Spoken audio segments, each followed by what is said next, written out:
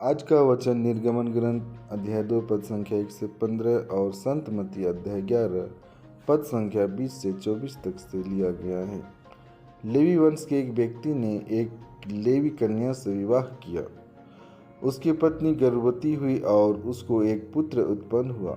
माता ने यह देखकर कि बच्चा सुंदर है, उसे 3 महीनों तक छिपाए रखा। जब वह उसे और अधिक समय तक छिपाकर नहीं रख सकी तो उसने बेंत की एक टोकरी ले ली और उस पर चिकनी मिट्टी और डामर का लेप लगाया। उसने उसमें बालक को रखकर उसे नील नदी के तट के सरकंडों के बीच छोड़ दिया। बालक की बहन कुछ दूरी पर यह देखने के लिए खड़ी रहा करती कि उस पर क्या बीतेगी। फिरौन की पुत्री नील नदी में स्नान करने आई। इस बीच उसकी सखियां नदी किनारे घूमती रहीं। उसने सरकंडों के बीच उस टोकरी को देखा और अपनी दासी को उसे ले आने को भेजा। उसने उसे खोलकर देखा कि उसमें एक रोता हुआ बालक पड़ा है। उसे तरस आया और उसने कहा, यह इब्रानियों का कोई बालक होगा।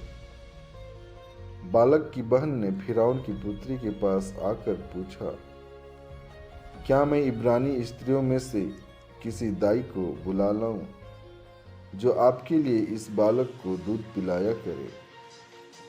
फिरौन की पुत्री ने उत्तर दिया, हाँ, यही करो। लड़की बालक की माता को बुला लाई।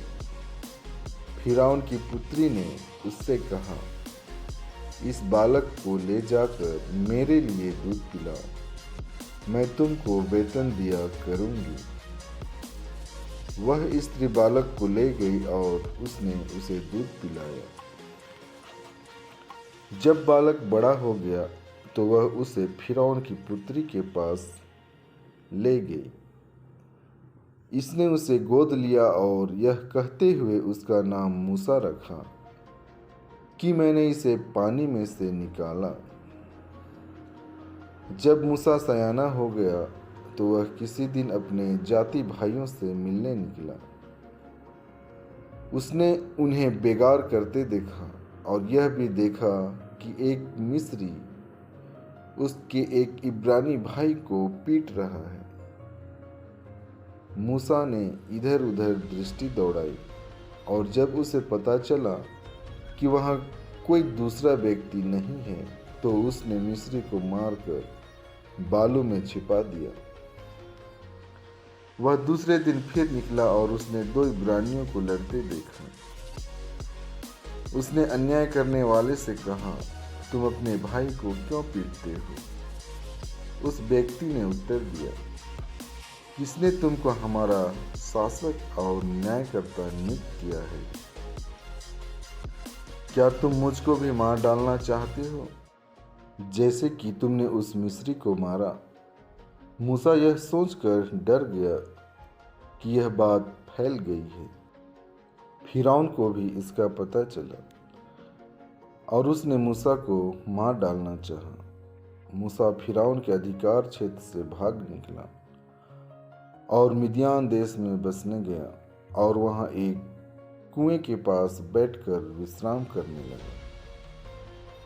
मेरे भाइयों और बहनों, ईश्वर का प्रेम और ईश्वर का शांति आप लोगों के साथ हमेशा हमेशा के लिए साथ रहे। आइए हम संत मत्ती की सुसमाचार की ओर जाएं। तब ईसा उन नगरों को धिक्कारने लगे जिन्होंने उनके अधिकांश चमत्कार देखकर भी पश्चाताप नहीं किया था। धिक्कार तुझे खुराजीन, धिक्कार तुझे बेतसाइदा, जो चमत्कार तुम में किए गए हैं, यदि वे तीरुस और सीदोन में किए गए होते तो उन्होंने न जाने कब से टाट ओढ़कर और भस्म रमाकर पश्चाताप किया होता। इसलिए मैं तुमसे कहता हूँ, न्याय के दिन तेरी दशा की अपेक्षा तीरुस और सीदोन की दशा कहीं अधिक सहनीय होगी। और तू कफरनहूम, क्या तू स्वर्ग तक ऊंचा उठाया जाएगा? नहीं, तू अधोलोक तक नीचे गिरा दिया जाएगा। क्योंकि जो चमत्कार तुझमें किए गए हैं, यदि वे सोदोम में किए गए होते तो वह आज तक बना रहता। इसलिए मैं तुझसे कहता हूं, न्याय के दिन तेरी दशा की अपेक्षा सोदोम की दशा कहीं अधिक सहनीय होगी। प्रभु के इन वचनों के द्वारा हम सबों को भरपूर आशीष मिले।